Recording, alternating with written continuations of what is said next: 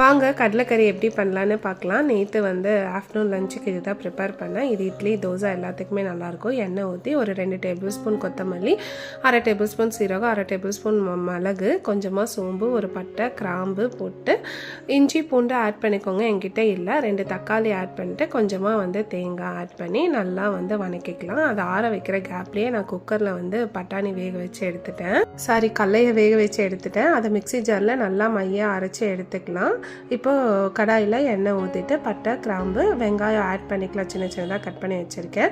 அது கூட கருவேப்பிலை வரவத்தல் ஆட் பண்ணிவிட்டு நம்ம அரைச்சி வச்சுருக்கோம் இல்லையா, அந்த விழுதை ஆட் பண்ணி நல்லா கொதிக்க விடலாம். குழம்புக்கு எந்த அளவுக்கு தண்ணி தேவையோ அந்த அளவுக்கு ஆட் பண்ணி உப்பு ஆட் பண்ணி ஒரு 2 நிமிஷம் கொதிக்க விட்டுட்டு நம்ம வந்து ப்ரெஷர் பண்ணி வச்சுருக்கோம் இல்லையா, அந்த கல்லையை ஆட் பண்ணி நல்லா வந்து கொதி விடலாம்.